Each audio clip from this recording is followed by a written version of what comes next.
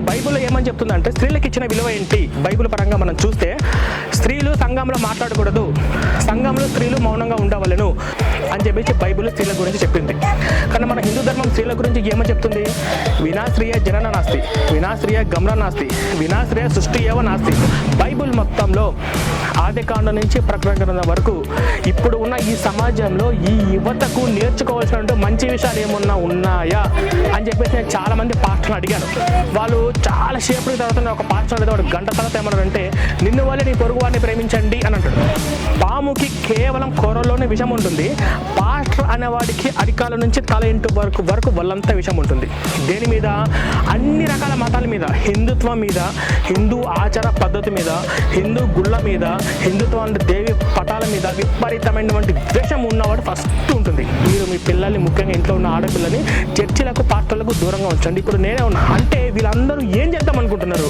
ఒక ఆడపిల్లకు విలువ ఇవ్వలేని ఒక బైబులు, తల్లిదండ్రులకు విలువ ఇవ్వలేని ఒక బైబులు, తను నమ్మకపోతే శాశ్వతంగా నిత్య నరకంలో పడేసే ఒక సైకో దేవుడు ఉన్నటువంటి, అంటే మన సంస్కృతి సాంప్రదాయ పద్ధతులు సర్వనాశనం చేసి ఈ యొక్క బైబుల్ను మనకు అంటగట్టాలని చూస్తున్నారు. బ్యాచ్లుగా గ్రూపులుగా తయారై మన ఇంటికి వస్తున్నారు.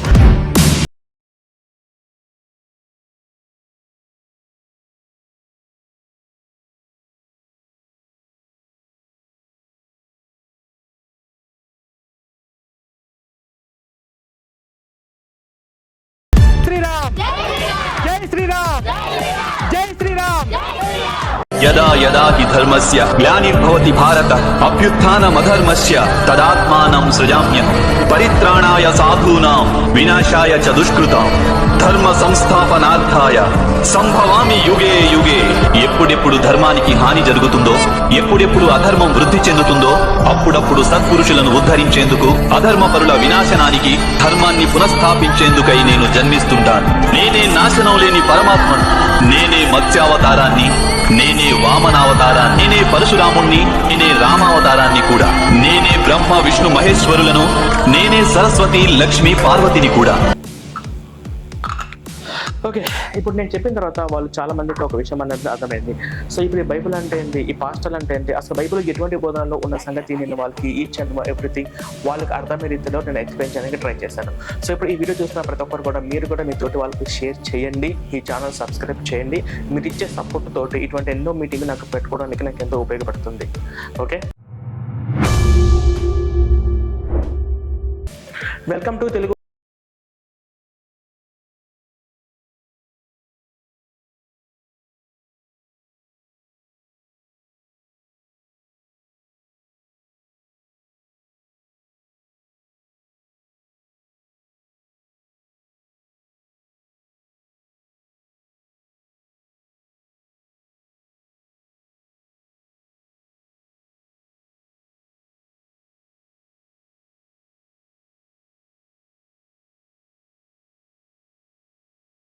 అంధకారంలోకి వెళ్తుంది అన్నది మీరందరూ కూడా తెలుసుకోవాల్సిన అవసరం ఎంతైనా ఉంది. నేను చేస్తున్నటువంటి ఈ ప్రోగ్రామ్స్, ఈ పనులు మీకు నచ్చినట్టయితే మీరు నాకు ఎంతో కొంత సపోర్ట్ అనేది చేయండి.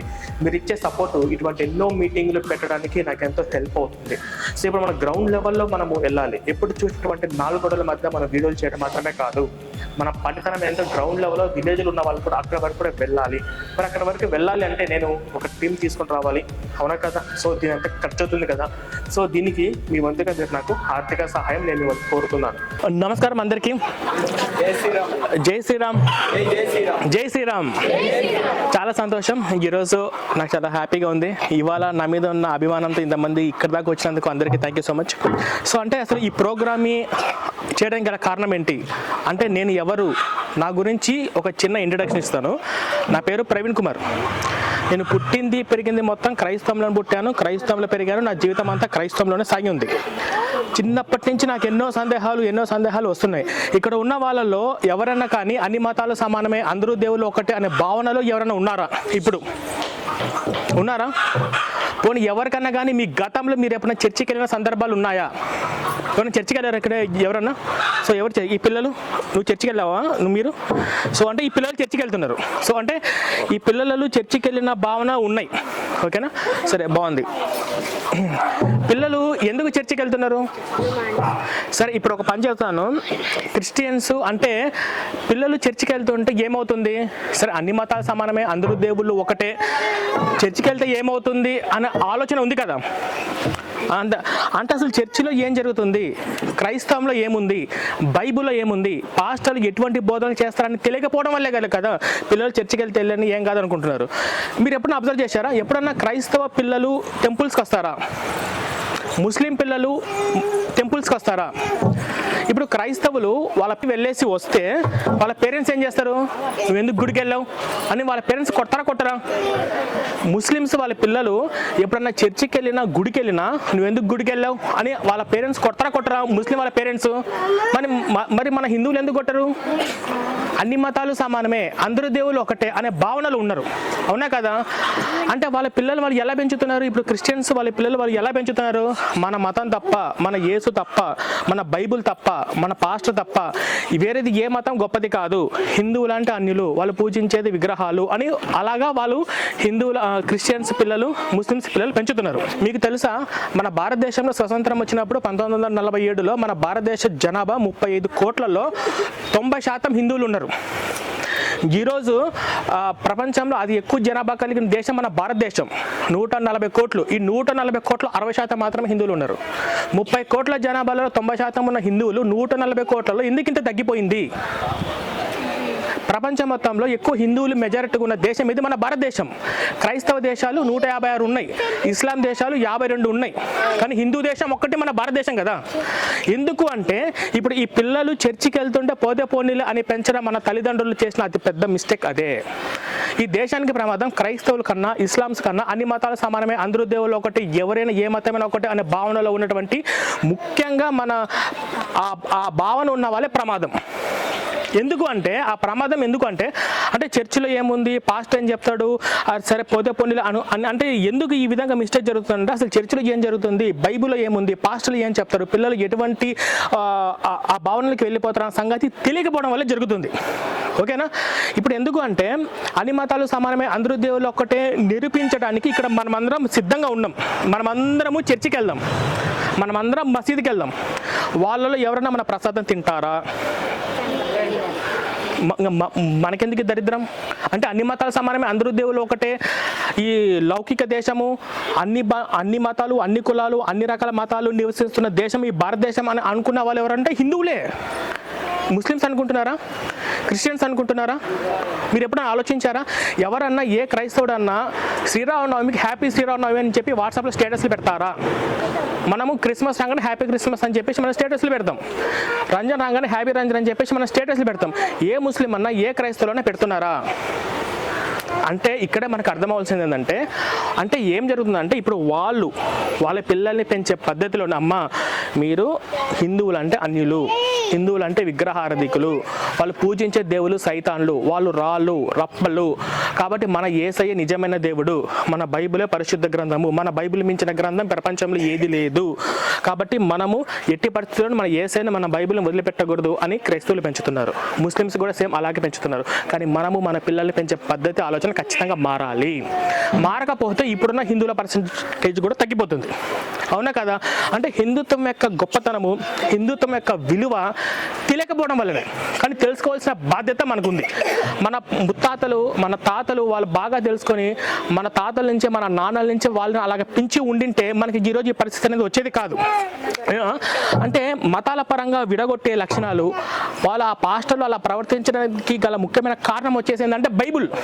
వాళ్ళ బైబుల్ వాళ్ళని అలాగ ప్రేరేపిస్తుంది. అంటే ఏ విధంగా ప్రేరేపిస్తుంది? అమ్మ హిందువులు అంటే అన్యులు, వాళ్ళు విగ్రహారాధికులు, విగ్రహారాధన అంటే వ్యభిచారంతో సమానము. ఓకేనా? వాళ్ళు ఇప్పుడు వాళ్ళు మన దేవుని పూజించకపోయినా పర్వాలేదు, మన రాముని పూజించ పూజించకపోయినా పర్లేదు, మన కృష్ణుని పూజించకపోయినా పర్వాలేదు, కానీ మన గౌరవం ఇవ్వకపోతే తప్పు కదా. సైతాన్ అనడం ఏంది? వాళ్ళను అలా అనిపించేలా తయారు చేసింది బైబుల్. వాళ్ళు అలా అంటున్నారంటే తప్పు వాళ్ళది కాదు, వాళ్ళు పట్టుకున్న గ్రంథంలోనే ఉంది. అంటే ఈ అన్య దేవతలు, వాళ్ళు సైతాన్లు, వాళ్ళు పూజించే వాళ్ళు నరకండి, చంపండి, ధ్వంసం చేయండి, ఆక్రమించండి అని. అది ఇప్పుడు మనము ఒక హిందూ యొక్క ధర్మం యొక్క గొప్పతనము, క్రైస్తవం యొక్క ఈ రెండింటికి మన తారతమ్యాలు ఖచ్చితంగా తెలుసుకోవాలి. ఇప్పుడు బైబిల్లో ఏమని చెప్తుందంటే స్త్రీలకు ఇచ్చిన విలువ ఏంటి? బైబిల్ పరంగా మనం చూస్తే స్త్రీలకు ఇచ్చిన విలువ ఏంటి అంటే, సంఘంలో స్త్రీలు మౌనంగా ఉండవలెను, సంఘంలో స్త్రీలు మాట్లాడకూడదు, వాళ్ళు మౌనంగా ఉండి పురుషుల మీద అధికారం చెలాయించడానికి నేను వాళ్ళకి పెత్తనం ఇవ్వలేదు అని బైబిల్లో దేవుడు చెప్పాడు స్త్రీలకు. ఓకేనా? కానీ మన హిందూ ధర్మం ఏమో చెప్తుందంటే, వినాశ్రియ జనన నాస్తి, వినాశ్రియ గమనం నాస్తి, వినాశ్రియ సృష్టి ఏవ నాస్తి. స్త్రీ లేకపోతే జననం లేదు, స్త్రీ లేకపోతే గమనం లేదు, స్త్రీ లేకపోతే సృష్టిలో జీవం లేదు, స్త్రీ లేకపోతే అసలు సృష్టి లేదు అని చెప్తుంది మన హిందూ ధర్మం. ఎందుకు?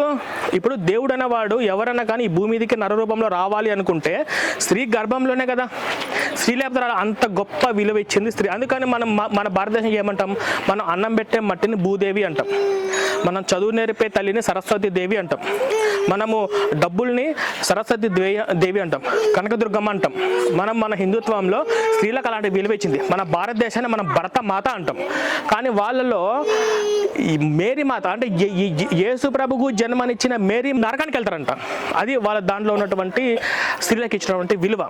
ఓకే, కాబట్టి మనం ఏం చేయాలంటే మనకు హిందూ ధర్మం యొక్క గొప్పతనం తెలుసుకోవాలి. ఇప్పుడు మీరు ఎప్పుడైనా ఆలోచించండి, ప్రపంచం మొత్తంలో అభివృద్ధి చెందిన దేశం అమెరికా కానీ, జపాన్ కానీ, రష్యా కానీ, చైనా కానీ, ఈ దేశాలలో ఎక్కడన్నా చరిత్ర చూసుకుంటే ఆడపిల్ల కత్తి పట్టుకొని యుద్ధం చేసిన చరిత్ర ఎక్కడ కనపడదు, ఒక్క మన భారతదేశంలో తప్ప. అటువంటి గొప్ప విలువ ఇచ్చిన సంస్కృతి మన భారతదేశం స్త్రీలకు.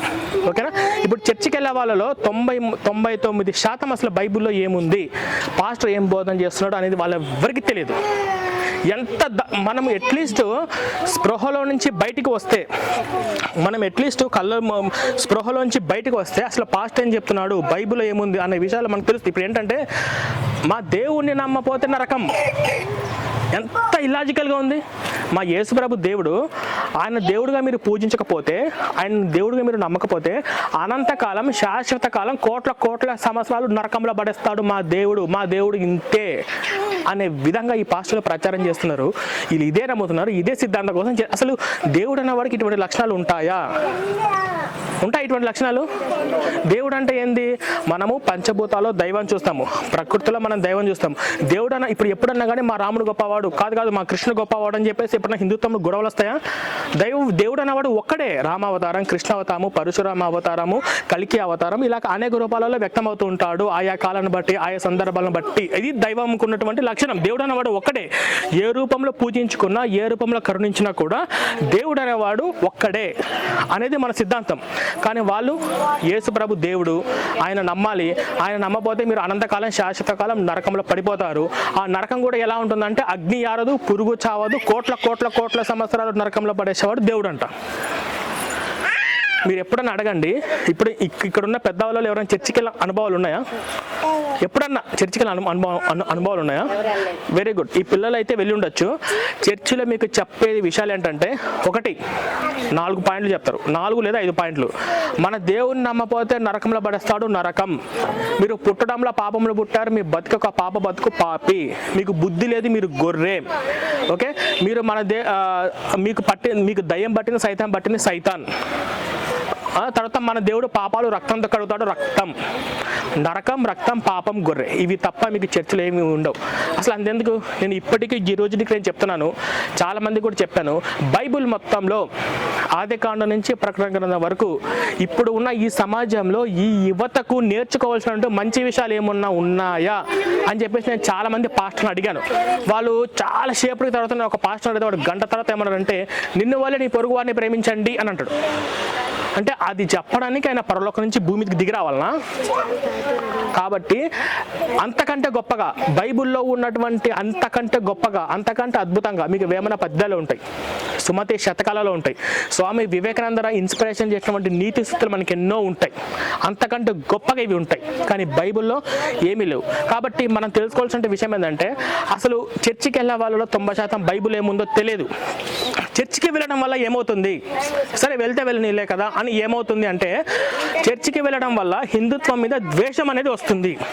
హిందుత్వం మీద ద్వేషం ఎలా వస్తుంది? పాస్టర్లు ఏమని చెప్తారు, విగ్రహార్థం మనం చెయ్యకూడదు, అన్ని దేవతలను మనం పూజించకూడదు. ఓకేనా? అంటే ఒక ఆడపిల్ల కట్టు బొట్టు ఉంటుంది కదా, బొట్టు పెట్టుకుంటారు, గాజులు పెట్టుకుంటారు, తర్వాత ఇంటి ముందు ముగ్గు ఉంటుంది, పసుపు ఉంటుంది, ఇవన్నీ కూడా ఏవి ఉండకూడదు. ఇవన్నీ కూడా ఏవి కూడా మన దేవుడికి నచ్చవు. అంటే మన భారతీయ సంస్కృతి దెబ్బ తింటుందో తినట్లేదా? ఓకేనా? తర్వాత మనము శ్రీరామనవమి జరుపుకుంటాం, శ్రీకృష్ణాష్టమి జరుపుకుంటాం, దీపావళి జరుపుకుంటాం, సంక్రాంతి జరుపుకుంటాము, దసరా జరుపుకుంటాము. సంవత్సరంలో ఇటువంటి పండుగలు మనమందరం ఎంతో కలిసి సంతోషంగా జరుపుకుంటాము. కానీ ఈ పండుగలో ఉన్న సంతోషాన్ని మన పాస్టర్ దూరం చేస్తారా చేయడా? అవి జరుపుకోకూడదు, అవి మన ఆచారం కాదు, మన పద్ధతి కాదు అని చెప్పేసి ఇలా అంటారు. ఇప్పుడు మీ తోటి హిందువులు ఎవరైనా ఉంటే వాళ్ళతో పాటు మీరు గుడికి వెళ్ళకూడదు, వాళ్ళతో అన్యులతో మీరు సహవాసం చేయకూడదు, వాళ్ళు విగ్రహార్థికులు అని చెప్పేసి ఇటువంటి కల్పించి మీ తోటి స్నేహితుల మధ్య వైరాన్ని పెంచుతారా పెంచడా? కాబట్టి మనకు అవసరమా? అంటే వాళ్ళకి ఏంటంటే పాస్టర్లందరికీ ఒక బెస్ట్ కాన్ఫిడెన్స్ ఏంటంటే ఎవరు బైబిల్ చదవరు, బైబిల్లో ఉన్న విషయాల గురించి ఎవరు ప్రశ్నించరు, పాస్టర్లు ఏం చెప్తే అదే కరెక్ట్ అనుకుంటారు అనే ఒక భావనలో వాళ్ళది ఒక పెద్ద ధైర్యం తప్ప వాళ్ళకి అందులో ఉన్న విషయాలు తెలిస్తే వాళ్ళంతటా వాళ్ళే బయటకు వస్తారు. కాబట్టి నేను మీకు అందరికీ చెప్పేది ఏంటంటే మనము మన తాత ముత్తాతలు చేసిన తప్పు మనం చేయకుండా మనము మన పిల్లల్ని పెంచేటప్పుడు మీరు ఒక్క నిమిషం ఆలోచించండి. ఇవన్నీ మీకు ఎందుకు చెప్తున్నానంటే, ఎవరన్నా పాకిస్తాన్లో ధైర్యంగా కృష్ణాష్టమి జరుపుకోగలరా? ఎవరన్నా బంగ్లాదేశ్లో ధైర్యంగా శ్రీరామనవమి జరుపుకోగలరా? ఇప్పుడు మన భారతదేశంలో ధైర్యంగా కృష్ణాష్టమి జరుపుకుంటున్నాం, దసరా జరుపుకుంటున్నాం, శ్రీరాముని జరుపుకుంటాం అంటే కారణం ఏంటి? హిందువులు మెజారిటీగా ఉన్నారనే కదా. ఎప్పుడన్నా వాళ్ళ మెజారిటీ తగ్గితే ప్రాబ్లం ఏమవుతుంది? అసలు వాళ్ళ పండుగలు మనం జరుపుకొనిస్తారా? మనం ఆ పండుగలు చేసుకోవాలని కూడా వాళ్ళ పర్మిషన్ మనం తీసుకోవాల్సిన పరిస్థితి వస్తుందా రాదా? ఆలోచించండి. ఇప్పుడు ఈ వీధి ఉంది, ఈ వీధి ఈ నుంచి ఆర్దాకా మొత్తము ముస్లిం కుటుంబాలు ఉన్నాయనుకో, ఒక హిందూ కుటుంబం వచ్చి అక్కడ రెంట్ తీసుకుని ధైర్యంగా ఉంటారా? సరే, ఈ వీధి ఈ నుంచి ఆ చివర మొత్తం క్రిస్టియన్స్ కుటుంబాలు ఉన్నాయనుకో, ఎవరన్నా ఒక హిందూ కుటుంబం వచ్చి అక్కడ రెంట్ తీసుకుని ధైర్యంగా ఉండగలుగుతారా? చెప్తారు. ఈ వీధి ఈ నుంచి రాక అన్ని హిందూ కుటుంబాలు ఉన్నాయనుకో, ఒక్క ముస్లిం కుటుంబం వచ్చి ధైర్యంగా బతుకుతాడు, ఒక్క క్రిస్టియన్ కుటుంబం వచ్చి ధైర్యంగా బతుకుతాడు. వాడు భయపడ్డు. ఎందుకు అంటే వాళ్ళకి తెలుసు మన మతము, వాళ్ళ బైబుల్ అంటే వాళ్ళందరికీ ఏం తెలుసు, హిందువులు అంటే వాళ్ళ దేవుని తిట్టినా, వాళ్ళ పండగలను అవమానించినా, వాళ్ళు ఏమి జరగను నంగలాచిలాగా అట్లా నవ్వుతూ ఉంటారే తప్ప వాళ్ళు ఏమి అనలేరు. అంటే హిందువులలో ఉన్న అమాయకత్వము, హిందువులో ఉన్న వీక్నెస్. మన యొక్క సంస్కృతి ఏంటి? మన ఇంటికి ఎవరన్నా వస్తే కడుపు నిండా అన్నం పెట్టి మాత్రమే మనం పంపిస్తాం, అది మన యొక్క సంస్కృతి. కానీ అది వాళ్ళు ఆసరాగా తీసుకుంటున్నారు, మన యొక్క మంచితనాన్ని ఆసరాగా తీసుకుంటున్నారు. ఎంత వీలైతే అంతా వాళ్ళు మత మార్పిడి చేద్దామా, వాళ్ళు మన చర్చికి తీసుకెళ్దామా, వాళ్ళ సంస్కృతికి దూరం చేద్దామా, వాళ్ళు ఈ దేశానికి విరోధులుగా తయారు చేద్దామా అనే ఒక కుతంత్రం ఈ పాస్టర్లకి ఖచ్చితంగా ఉంటుంది. అది మీరందరూ గుర్తుపెట్టుకోవాల్సినటువంటి విషయము. కాబట్టి నేను మీ అందరికీ చెప్పేది ఏంటంటే, మీరందరూ హిందూ కుటుంబం నుంచి వచ్చారు కాబట్టి మీరందరూ ఏం చేయాలి? సెక్యులర్ అనే మత్తులోంచి వదలగొట్టండి. పిల్లలు చర్చికి వెళ్తే ముందు చంపకేసి కొట్టండి. మీరు చర్చికి ఎందుకు వెళ్తున్నారు? మన దేవుడి మనము నెలకు, ఇప్పుడు మీరు అందరూ ఆలోచించండి, ఇప్పుడు ఇక్కడ ఉన్న ఇంట్లో ఎంతమంది ఇంట్లో భగవద్గీతలు ఉన్నాయి? ఎంతమంది ఇంట్లో రామాయణాలు ఉన్నాయి కదా? తక్కువ మంది ఇంట్లో ఉన్నాయి. మీరు ఏ క్రైస్తవ కుటుంబం అనే ఇంటికి వెళ్ళండి, ఇంట్లో 5 మంది క్రైస్తవులు ఉంటే 5 మందికి 5 బైబిళ్ళు ఉంటాయి. ఏ ముస్లిం కుటుంబానికి వెళ్ళండి, ఇంట్లో 10 మంది ఉంటే 10 ఖురాన్లు ఉంటాయి. కానీ ఒక హిందూ కుటుంబం ఇంట్లో ఒక 10 మంది ఉంటే ఒక భగవద్గీత ఉండడం కష్టమవుతుంది, ఒక రామాయణం ఉండడం కష్టమవుతుంది. కాబట్టి వాళ్ళు ఆదివారం వస్తే చర్చికి వెళ్తారు. మనము నెలకు ఒక్కసారి గుడికి వెళ్తున్నామా? వాళ్ళొక ఆదివారమే కాదు, ఆల్ నైట్ ప్రేయర్స్, ఫ్రైడే రోజు పురుషుల కూడికలు, స్త్రీల కూడికలు, ఆదివారం వస్తే ప్రేయర్స్, పిల్లలకి సండే స్కూల్స్, 24 గంటలు ఎంత వీలైతే అంత చర్చికిలో ఎక్కువ టైం స్పెండ్ చేసే విధంగా వాళ్ళు ఉంటున్నారు. కానీ మనము ఎప్పుడో పండగ ఒక్కసారి గుడికి వెళ్తాం, ఎప్పుడో పండగ ఒక్కొక్కసారి అమావాస్య పురానికి ఒకసారి మన ఇంట్లో పూజ చేస్తాం. కానీ ఆ పద్ధతి మనము నెలకు 2 సార్లైనా కానీ మీరు మీ కుటుంబంతో దగ్గరలో గుడికి వెళ్ళండి. పిల్లల్ని ఎలా పెంచాలంటే, అమ్మ ఇది గుడి, ఇది చర్చి, ఇది మసీదు, చర్చిలో ఇలాంటి బోధనలు చేస్తారు, మనం ఎప్పుడు కూడా చర్చికి వెళ్ళకూడదు. అంటే అసలు వీళ్ళు ఎట్లాంటి ట్రాప్ చేస్తారంటే, వీళ్ళు ఫస్ట్ పాస్టర్ల వలలో పడేది ఎవరంటే పెళ్లి చేసుకొని వాళ్ళ మొగుడు వదిలేసిన వాళ్ళు వీళ్ళే ఎక్కువ చర్చిలో మీకు 90% ఉంటారు. ఎలా ఉంటారు? వాళ్ళు ఈజీగా పాస్టర్ల మాటలు బట్టి ట్రాప్లో పడిపోతారు. అంటే ఏంటి, ఇప్పుడు ఒక ఆడపిల్ల ఉందనుకోండి, వాళ్ళ హస్బెండ్ కొంచెం దూరం అయ్యో లేదా హస్బెండ్ గొడవలు వచ్చాయనుకోండి, పాస్టర్ అమ్మ అమ్మ నువ్వు నా కూతురు లాంటి దాని అమ్మ అంటే ఆ మాటలు అలా ఉంటాయన్నమాట. అమ్మ నువ్వు లేకపోతే చర్చికి రావాలమ్మా, దేవుడు నాకు నీ ద్వారా దర్శనం కల్పించాడమ్మా, నువ్వు చర్చికి వచ్చి పాట పాడాలి, నీకు దేవుడు అన్ని విధాలుగా తోడుగా ఉంటాడమ్మా, ఇలాంటి మాయ మాటలు చెప్పి మాయ మాటలు. అమ్మో నా పేరెంట్స్ కన్నా, మా అమ్మ మా నాన్న కన్నా, నా భర్త కన్నా ఈ పాస్టర్ ఈ చర్చి నన్ను అంత బాగా చూసుకుంటున్నారా అని ఇటువంటి ఎక్కువ ట్రాప్లో పడే అవకాశాలు ఖచ్చితంగా ఉంటున్నాయి. ఓకేనా? ఇక్కడికి వెళ్ళిన తర్వాత ఇంకా పాస్టర్ యొక్క మాటలు, వాళ్ళ యొక్క ట్రాప్, ఎందుకంటే వాళ్ళకు కుటుంబాల పరంగా కొన్ని రకాల గొడవలు ఉన్నా, భర్త పరంగా కొన్ని రకాల గొడవలు ఉన్నా, ఈ పాస్టరు తండ్రి కంటే భర్త కంటే మేమే ఎక్కువగా కన్న బిడ్డలాగా చూసుకుంటామన్నంత ప్రేమ ఒలగబోసి ఇటువంటి ట్రాప్లు ఎక్కువ ఇరుక్కుంటున్నారు. ఇది ఫస్ట్ మీరు అందరూ గుర్తుపెట్టుకోండి. అంటే దాంట్లో అలా ఇరుక్కుపోయి అలాగే వాళ్ళ తర్వాత మిగతా వాళ్ళని మార్చడము, వాళ్ళ తర్వాత హిందుత్వం మీద దేశం. అసలు పాస్టర్ అంటే ఏంటి? అసలు మీరందరూ పాస్టర్ గురించి మీకున్న అభిప్రాయం ఏంటి చెప్పండి. పాస్టర్ అంటే ఏంటి? పాస్టర్ అంటే ఎవరు చర్చి మాట ఇంటి పెద్ద, ఆయన మత గురువు అంతే. ఆయన భర్త లేకపోతే ఆయన భర్త, ఓకే, మాంగారు తండ్రి, అన్ని ఆయనే, పిల్లలు పుట్టే తండ్రి కూడా ఆయన. అన్నీ అనే కదా. కానీ పాస్టర్ యొక్క మైండ్ సెట్ ఏంటి, పాస్టర్ యొక్క ఆలోచన ఏంటి, ఒక పాస్టర్ ఎటువంటి వాడు పాస్టర్ అవుతాడని మీకు తెలిస్తే మీరందరూ షాక్ అవుతారు. ఎందుకంటే పాస్టర్ అనేవాడు ఎవడంటే వాడికి అరికాల నుంచి, ఇప్పుడు పాముకి కేవలం కూరల్లోనే విషం ఉంటుంది, పాస్టర్ అనేవాడికి అరికాల నుంచి తల ఇంటి వరకు వాళ్ళంతా విషం ఉంటుంది. దేని మీద? అన్ని రకాల మతాల మీద, హిందుత్వం మీద, హిందూ ఆచార పద్ధతి మీద, హిందూ గుళ్ళ మీద, హిందుత్వం అంటే దేవి పటాల మీద విపరీతమైనటువంటి ద్వేషం ఉన్నవాడు ఫస్ట్ ఉంటుంది. తర్వాత వాళ్ళను చర్చికి తీసుకొని రావడం కోసము, వాళ్ళు మతం మార్చి ప్రార్థనలు కానుకలకు దశమ భాగాల కోసం చర్చికి తీసుకురావడం కోసము భార్యాభర్తల మధ్య, అత్త కోడల మధ్య, అన్న చెల్లెల మధ్య, తండ్రి కొడుకుల మధ్య ఎటువంటి బంధమైన విడగొట్టడానికి వాడు ఏమాత్రం కూడా ఆలోచించాడు. ఓకేనా? వాడు వాళ్ళ దేవుణ్ణి నమ్మించడం కోసము వాళ్ళ ఇంట్లో ఉన్న రాముడి ఫోటో కానీ కృష్ణుడి ఫోటో కానీ అవి చేతులతో తీసి ఇలాంటి రొచ్చులో పాడేయడానికి కూడా వాడు ఏమాత్రం కూడా ఆలోచించాడు. ఓకేనా? కాబట్టి వాడు వాళ్ళ దేవుణ్ణి ఒకవేళ నమ్మకపోతే, వాళ్ళ దేవుడు ఒకళ్ళు దూరం అయిపోతే ద్రాక్ష రసం పేరుతో రకరకాల మార్గ ద్రవ్యాలు కలిపి నీకు దయ్యం పట్టింది, సైతాన్ని పట్టింది, నీ ఒంట్లో దయ్యం ఉందని చెప్పేసి వాళ్ళ మైండ్ను ట్రాప్ చేసి వాళ్ళని ఎలా వశీకరణ చేసుకోవాలి అనేక రకాల విద్యలు తెలిసిన వాడు. ఇప్పుడు దళితుల దగ్గరికి వెళ్ళి, అమ్మ మనల్ని ఒకప్పుడు గుడికి రానివ్వలేదు, ఒకప్పుడు వాళ్ళు మనల్ని బ్రాహ్మణులు నీరు తాగితే మన ఇలా హింసించారు, అటువంటి ఆచారం మనకొద్దు, మన యేసయ్య ఒక్కటి అని చెప్పేసి దళితుల్ని ఎలా ట్రాప్ చేయాలి. కుమ్మరి పని చేసే వాళ్ళ దగ్గరికి వెళ్ళి, అమ్మ మన బైబిల్లో యేసు కుమ్మరి పని చేశాడు, కుమ్మరోళ్ళను. చేపలు పట్టే వాళ్ళ దగ్గరికి వెళ్ళి, అమ్మ మన బైబిల్లో యేసు శిష్యులు అందరూ చేపలు పట్టేవాళ్ళు, చేపలు పట్టేవాళ్ళంటే మన యేసుకు బాగా ఇష్టం అని చెప్పేసి చేపలు పట్టేవాళ్ళని. ఇలా ఎన్ని రకాలుగా మనుషులు ఉంటే అన్ని రకాలుగా ఎవరిని ఎలా ఎప్పుడు ఎలా ట్రాప్ చేయాలి అనే విషయం తెలిసినాడు. పాస్టర్ అన్నవాడు ఇప్పుడు చర్చికి ఒక 50 మంది కుటుంబాలు ఉన్నాయనుకో, ఈ 50 మంది కుటుంబాలలో ఎవరి ఇంట్లో కోడి గుడ్డు పెడుతున్నా కూడా వీడికి ముందు తెలుస్తుంది పాస్టర్ గారికి. అన్ని రకాల కుటుంబాల యొక్క గుప్పెట్లు పెట్టుకుంటాడు. కాబట్టి ఎంత వీలైతే అంత దోచుకోవాలి, ఎంత వీలైతే అంత వాళ్ళ కుటుంబాల మధ్య వైరుధ్యం పెంచాలి. వీటన్నిటికీ మన బైబిల్లో వచనాలు చూపించడానికి వాడు ఎప్పుడు కూడా వెనుకాడడు. అటువంటి వాడు పాస్టర్. కాబట్టి మీరు ఏం చేస్తారంటే, మీరు మీ పిల్లల్ని, ముఖ్యంగా ఇంట్లో ఉన్న ఆడపిల్లని చర్చిలకు పాస్టర్లకు దూరంగా ఉంచండి. ఇప్పుడు నేనే ఉన్నా, నాకు చిన్నప్పుడు 6th క్లాస్ 7th క్లాస్ చదివినప్పుడు నాకు ఇప్పటికీ బాగా గుర్తుంది. నేను డబ్బులు అని చెప్పేసి మా పాస్టర్ అన్నాడు. నాకు అప్పుడే షాక్ వచ్చి, అసలు ఏంటమ్మా నువ్వు అలా ఎలా చెప్పగలుగుతారు మీరు అంటే, నాకు దేవుడు కనిపిస్తాడు, దేవుడు మాట్లాడతాడు. దేవుడు మాట్లాడడం ఏంటి అని నేను అడిగితే ఎమ్మటే మా అమ్మ వచ్చారే, నువ్వు పాస్టర్ అని తిడతావా? పాస్టర్ అంటే ఎవడు? దైవజనుడు, దేవుని సేవకుడు. పాస్టర్ అంటే ఈజ్ ఈక్వల్ టు దేవుడు అని చెప్పేసి ఇటువంటి మాయ మాటలు చెప్పి నన్ను ఆ రోజు నొక్కిచ్చారు.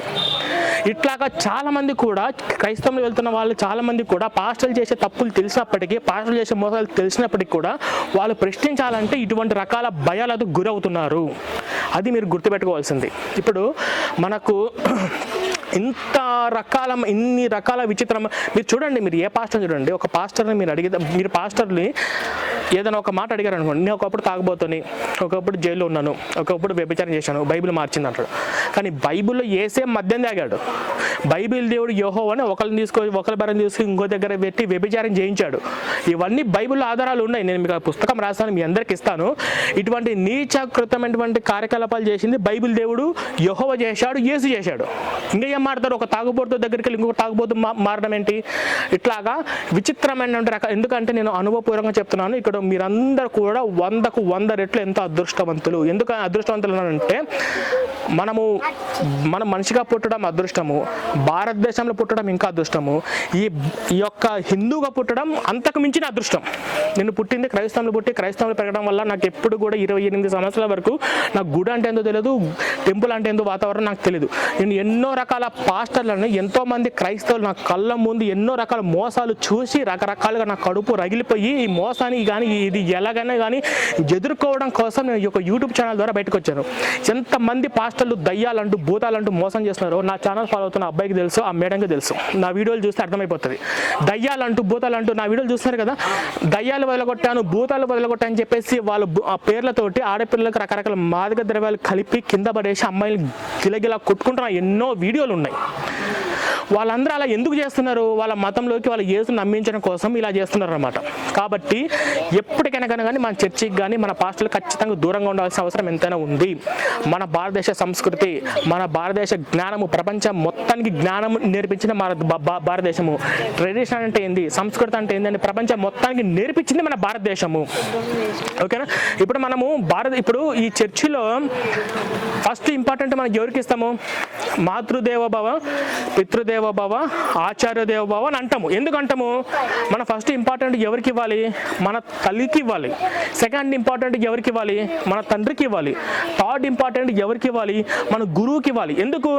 మన నవమాసాలు మోసి కని పెంచి మనం బయటికి రావడానికి ఆ పురిటి నొప్పులు భరించి బయటకు వచ్చింది ఎవరు? తల్లి ఒకటే కదా. తర్వాత మనకు అడుగుజాడలో మనకు అవసరమైంది మన తండ్రే కదా. తర్వాత మనకు విద్య నేర్పించింది, ప్రపంచం అంటే ఏంది, ప్రకృతి అంటే ఏంది మనకు తెలియజేసిన గురువే కదా. ఈ 3 దాటుకున్న తర్వాత కదా నీకు దేవుడు ఎవరో తెలిసింది. అది రాముడు కావచ్చు, అల్లా కావచ్చు, యేసు కావచ్చు, కృష్ణ ఎవరైనా కావచ్చు. దేవుడు ఎవరో తెలియాలంటే ఇలా 3 దాటుకోవాలి కదా, అవునా కదా? కానీ ఈ బైబిల్ ఏమంటుందంటే ఫస్ట్ ఇంపార్టెంట్ దేవుడికి ఇవ్వాలంట. అంటే మనం చిన్నప్పుడు చదువుకున్న స్కూల్లో మాతృదేవోభవ, పితృదేవోభవ, ఆచార్య దేవోభవ అనేది వీళ్ళు తప్పంటారు పాస్టర్లు, అకార్డింగ్ టు బైబిల్ ప్రకారంగా. ఓకేనా? కానీ బైబిల్ ఏముంటుంది? లూకాసు వార్త 14:26 వచనంలో ఎవడైనాను యేసుని నమ్మాలంటే తల్లిని తండ్రిని అందరిని ద్వేషించండి, ద్వేషిస్తేనే వాడు నా శిష్యుడు అవుతాడని చెప్పేసి బైబిల్ ఉంటుంది. ఓకేనా? అంటే ఎంత తప్పు. మన యొక్క మానసిక పరిస్థితి, మన యొక్క మైండ్ యొక్క సైకాలజీ పూర్తిగా మారిపోతుంది క్రైస్తవులకి వెళ్ళడం వల్ల, ఈ పాస్టర్లు చెప్పే మాటలు నమ్మడం వల్ల, ముఖ్యంగా ఈ బైబిల్ను అనుసరించడం వల్ల. ఓకేనా? వీళ్ళు ఇంత ఘనంగా ఇన్ని వేల యూట్యూబ్ ఛానల్స్ ఉన్నాయి. యేసు ప్రభు దేవుడు అని, బైబిల్ ఒక దైవ గ్రంథం అని చెప్పేసి దగ్గర ఒక 5,000 యూట్యూబ్ ఛానల్స్ ఉన్నాయి. యూట్యూబ్ ఛానల్స్, ఫేస్బుక్ కలిపి ఇన్ని ఉన్నాయి. ఓకేనా? అన్అఫీషియల్గా అంటే వీళ్ళందరూ ఏం చేద్దాం అనుకుంటున్నారు? ఒక ఆడపిల్లకు విలువ ఇవ్వలేని ఒక బైబిలు, తల్లిదండ్రులకు విలువ ఇవ్వలేని ఒక బైబిలు, తను నమ్మకపోతే శాశ్వతంగా నిత్య నరకంలో పడేసే ఒక సైకో దేవుడు ఉన్నటువంటి, అంటే మన సంస్కృతి సాంప్రదాయ పద్ధతులను సర్వనాశనం చేసి ఈ యొక్క బైబిల్ను మనకు అంటగట్టాలని చూస్తున్నారు. బ్యాచ్లుగా గ్రూపులుగా తయారై మన ఇంటికి వస్తున్నారు. కాబట్టి మనం ఏం చేయాలంటే ఇటువంటి వాళ్ళని ఖచ్చితంగా కూడా మనం ఎదుర్కోవాల్సిన అవసరం ఎంతైనా ఉంది. అతిథి దేవో భవ, మనకి ఇంటికి వచ్చిన అతిథిని గౌరవించాలి, మన ఇంటికి వచ్చిన అతిథిని మనము సత్కరించాలి, ప్రేమించాలి. ఈ ఒక్క సంస్కృతి మనం పాస్టర్ల దగ్గర మాత్రం ప్రయత్నం చేయాల్సిన అవసరం లేదు. మన పాస్టర్ల దగ్గర ఇటువంటి మనం చేయాల్సిన అవసరం లేదు. వాళ్ళను మనం ఎంత వీలైతే అంత ద్వేషిస్తే, వాళ్ళు ఎంత వీలైతే అంత ఇంటి నుంచి తరిమి కొట్టాల్సిన అవసరం మనకు ఖచ్చితంగా ఉంది. మన శివ చేశారు, నాకు చాలా సంతోషం అనిపించింది. ఒకే ఒక్కడు అక్కడ పాస్టర్ల యొక్క మీటింగ్ జరుగుతుంటే ధైర్యంగా వెళ్ళాడు, ఎదుర్కొన్నాడు, ఒక్కడు చేశాడు. ఇటువంటి వారు ఒక్కరు చాలు. ప్రతి ఒక్క ఊర్లో కానీ ప్రతి ఒక్కరు కానీ మీరందరూ చేయాల్సింది ఏంటంటే, మనం ఎప్పటి వరకు గౌరవంగా ఉంటాం? మనము మన దేవుణ్ణి అవమానిస్తే, మన దేవుణ్ణి కించపరిస్తే, మన దేవుడి విగ్రహాలంటూ, మన దేవుని రాలంటూ, మన దేవుణ్ణి అవమానపరిస్తే నువ్వు మౌనంగా ఉంటే నువ్వు వేస్టే, నువ్వు హిందువుకున్న వేస్టే. అవునా కదా? వాళ్ళు చర్చిలో 24 గంటల్లో 70% చెప్పేదంటే విగ్రహారాధన చెయ్యొద్దు, వాళ్ళ దేవుళ్ళు సైతాన్లు, వాళ్ళ రాముడు ఇట్లా, కృష్ణుడు ఇట్లా, నరసింహుడు ఇట్లా, విష్ణువు ఇట్లా అని చెప్పేసి వాళ్ళ హిందుత్వం మీద విపరీతమైన ద్వేషాన్ని నింపే ప్రయత్నం 24 గంటలు వాళ్ళు చేస్తూనే ఉంటారు ఈ పాస్టర్లు. వాళ్ళు మన ఇంటికాడికి వచ్చినప్పుడు మన దైవ ఆరాధన పద్ధతిని అవమానిస్తే మనం ఊరుకుంటే ఛాన్సే లేదు. ఓకేనా? కాబట్టి మీరందరూ ఇప్పుడు ఈ క్షణం నుంచి మన యొక్క హిందూ ధర్మం యొక్క గొప్పతనము మీతో పాటు మీ ఫ్రెండ్స్, మీ చుట్టుపక్కల ఉన్న వాళ్ళందరికీ తెలియచేయండి. ఎట్టి పరిస్థితుల్లోనూ మన యొక్క భారతీయ సంస్కృతి గురించి కానీ హిందూ ధర్మం గురించి తెలియచేయండి. ఈ యొక్క పాషాణ మతాలు ఉన్నటువంటి లోపాల గురించి కూడా ఖచ్చితంగా చెప్పండి. ఎంతసేపు మన హిందూ ధర్మం గొప్పతనం మాత్రమే కాదు, అమ్మ గుడి ఇది, గుడిలో దైవం ఇలా ఉంటుంది, చర్చ్ ఇది, చర్చిలో ఇలా మత విద్వేషాలు రెచ్చగొట్టే విధంగా ఈ పాస్టర్ ప్రసంగాలు చేస్తుంటారు, మసీద్ ఇది, వాళ్ళ ఆచారాలు ఏ, కానీ మన పద్ధతులు, మన సంస్కృతి, మన పద్ధతి మాత్రం మన హిందూ ధర్మంలోనే ఉంటుంది అనే విషయం ప్రతి ఒక్కరు కూడా తెలియచేయండి. ఓకేనా? ఓకే, అందరూ ఒకసారి గట్టిగా అమ్మా, జై శ్రీరామ్, జై శ్రీరామ్, జై శ్రీరామ్. ఓకే, అందరికీ ఒక నిమిషం. జై సనాతన హిందూ ధర్మ కి జై. అందరికీ ఒక చిన్న చిన్న గిఫ్ట్. మన దేవుడు ఎవరు? ఆ? అది యేసయ్య. నువ్వు చర్చికి వెళ్తున్నావా?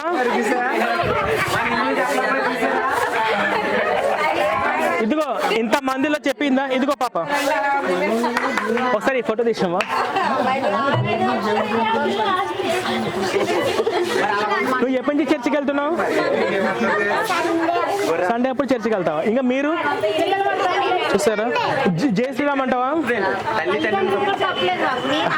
ఓకే ఓకే ఓకే, అందరం జై శ్రీరామ్ అందమ్మా. జై శ్రీరామ్, జై శ్రీరామ్, జై శ్రీరామ్.